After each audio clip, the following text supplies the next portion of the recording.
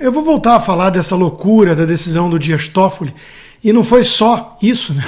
Foi também o Dirceu, o Romero Jucá, o Renan Calheiros, todos agraciados com a bondade suprema, mas o Dias Toffoli talvez seja o caso mais escandaloso. O amigo do meu pai resolveu liberar geral para o filho, para o Marcelo Odebrecht, que denunciou essa amizade, digamos assim. Foi tão escandaloso, que o Financial Times deu destaque mostrando como estão apagando a Operação Lava Jato. Estão passando o Lava Jato na Lava Jato. Quando o Toffoli disse que era o editor do país, na missão nobre que ele enxergava para o STF, a gente entende melhor o que ele queria dizer com isso.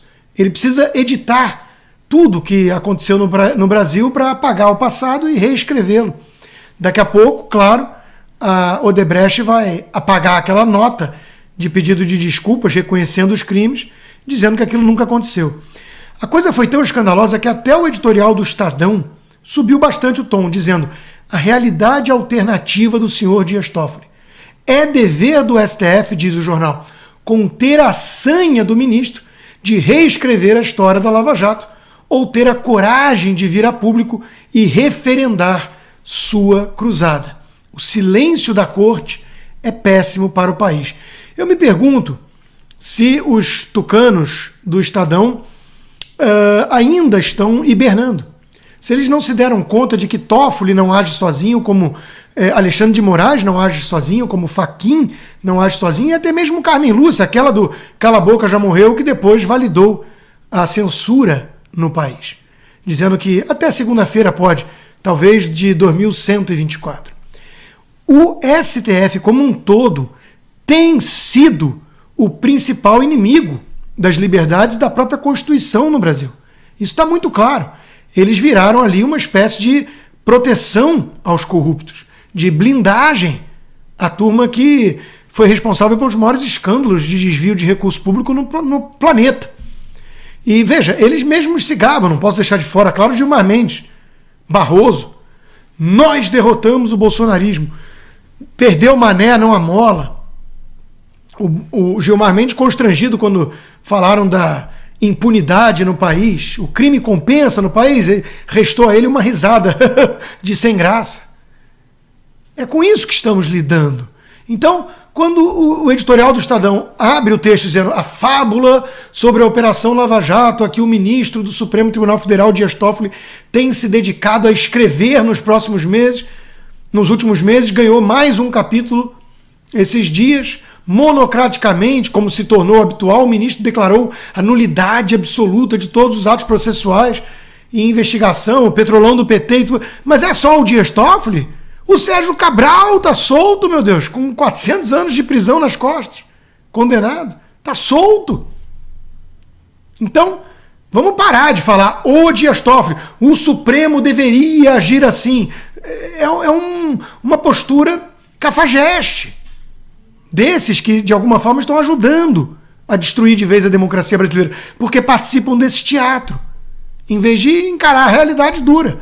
O STF virou um puxadinho do PT. O PT é um partido que foi o responsável pelo maior esquema de corrupção do país.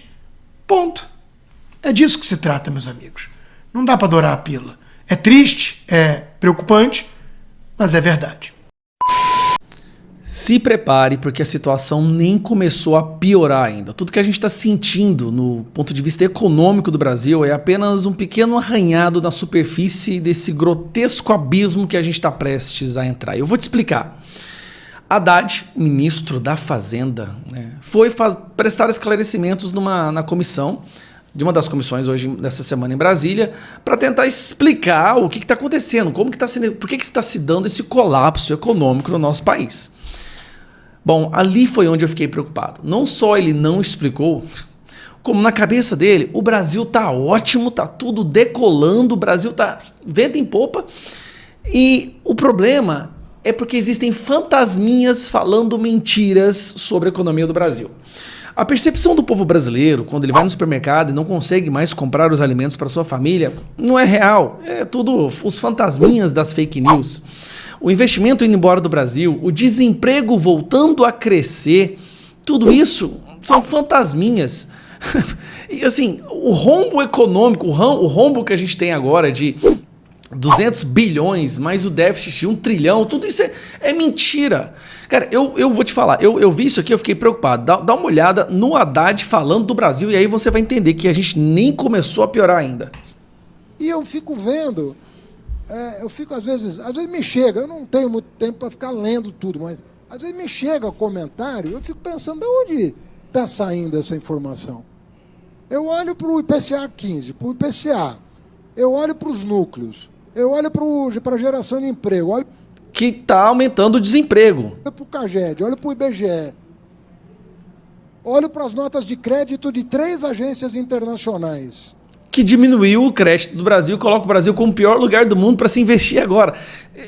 E aqui você vê claramente que ele está mentindo, porque se ele estivesse realmente lendo os relatórios emitidos por essas instituições e entidades que ele acabou de mencionar, ele saberia que o Brasil é um dos piores lugares para se investir, que a moeda brasileira foi a que mais desvalorizou na América Latina, perdendo para o peso argentino, que estava numa catástrofe, que estamos gerando menos empregos do que deveria, o desemprego está aumentando. Olhe para a SP, olhe para a Fitch, olhe para a Moody's. O que está acontecendo? O que está acontecendo? A impressão que dá... Agora é a melhor parte. Tem um fantasminha, sabe? Fazendo a cabeça das pessoas e prejudicando o nosso plano de desenvolvimento. Está prejudicando? Falar que está horrível está prejudicando o plano? Eu não estou entendendo por que falar a verdade sobre a economia brasileira está prejudicando o plano de desenvolvimento. Agora, o deputado Arthur Lira acaba de constituir 2 comissões para tratar das leis complementares que vão regulamentar a emenda constitucional 132 da reforma tributária. A reforma tributária, aquela que vai deixar o Brasil com o maior imposto do mundo, o maior IVA, Imposto de Valor Agregado do mundo, 27,5%. Esta salvação da economia é colocar mais imposto no povo brasileiro. E aí, vamos puxar aqui uma matéria que saiu nessa semana, saiu no mesmo dia que ele estava lá. Vamos lá. Piorou o geral. Metrópolis. Focus detona projeções para Selic, inflação, dólar e PIB.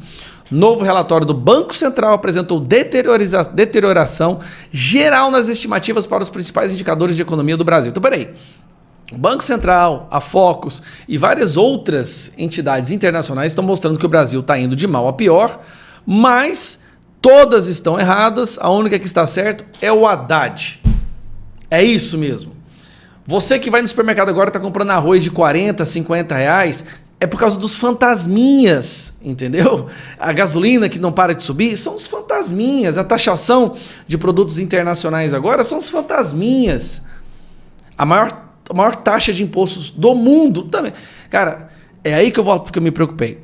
Porque nós estamos enfrentando uma das piores crises econômicas do Brasil, entrando, né, nas comportas da pior crise econômica do Brasil, e na cabeça da única pessoa que poderia tomar alguma ação para reverter esse processo, tá tudo bem. Se como o Brasil está agora, tá tudo bem para o Haddad, o que será preciso para ele acordar e perceber que está mal? O Brasil virar uma Venezuela? O povo sair na rua para caçar cachorro à noite para comer? Porque a alimentação já diminuiu. As pessoas já não estão gastando mais. Os estabelecimentos, qualquer lugar que você vai, a queda de faturamento foi de 20% a 30%. E os insumos aumentarem, o custo operacional aumentou e o faturamento diminuiu. Cortaram milhões de pessoas do Bolsa Família do Nordeste, que era basicamente a força motriz econômica dessas regiões. Cara, e quebrou o Brasil, tanto é que teve corte na educação, corte na saúde, corte na segurança pública. Eu tô preocupado, porque eu tava achando que tava ruim. Eu vou te explicar, cara. Os responsáveis por reverter o processo nem sequer admitem o quão ruim está. Imagina como vai ficar daqui a alguns meses. Saiu agora, urgente, pesquisa do Instituto Paraná mostra Bolsonaro em primeiro lugar na corrida presidencial, mesmo estando inelegível. Veja os números. Quase um ano após ser declarado inelegível pelo Tribunal Superior Eleitoral, o ex-presidente Jair Bolsonaro ainda é o nome mais competitivo da direita e, se pudesse disputar uma eleição hoje, estaria tecnicamente empatado com o presidente Lula. Essa é a conclusão de um levantamento divulgado nesta sexta-feira pelo Instituto Paraná Pesquisas. Segundo a pesquisa, em um primeiro turno, com a participação de ambos os candidatos, Bolsonaro receberia 38,8% dos votos, contra 36% de Lula. Nesse cenário, Bolsonaro foi o único nome da direita testado, enquanto os demais candidatos foram o do pedetista Ciro Gomes, com 8,4%, o tucano Eduardo Leite, com 3,4%, e o MDBista Éder Barbalho, com 1%. Em uma simulação de segundo turno entre Bolsonaro e Lula, o ex-presidente ficaria com 42% dos votos, enquanto o petista teria 41,7%. Considerando a margem de erro de 2,2 pontos percentuais para mais ou para menos, os dois cenários configuram um empate técnico. Nesse embate, 11,3% dos eleitores afirmaram que votariam em branco, nulo ou nenhum, enquanto 5% não souberam ou não responderam. O levantamento também indica que Bolsonaro vem aumentando sua citação espontânea pelo eleitorado, passando de 12,3% em agosto do ano passado para 16,1% agora. No mesmo período, a intenção de voto espontânea em Lula oscilou de 22,6% para 19,9%. Em relação ao potencial eleitoral, medido pelo grau de apoio ou rejeição dos eleitores, o panorama traçado pelo Paraná Pesquisas é semelhante. Sobre Lula, 30,8% responderam que com certeza votariam nele, enquanto 27% daria o voto garantido a Bolsonaro. Por outro lado, 47,4% dos eleitores afirmaram que não votariam de jeito nenhum no petista e 48,4% rejeitam totalmente o ex-presidente.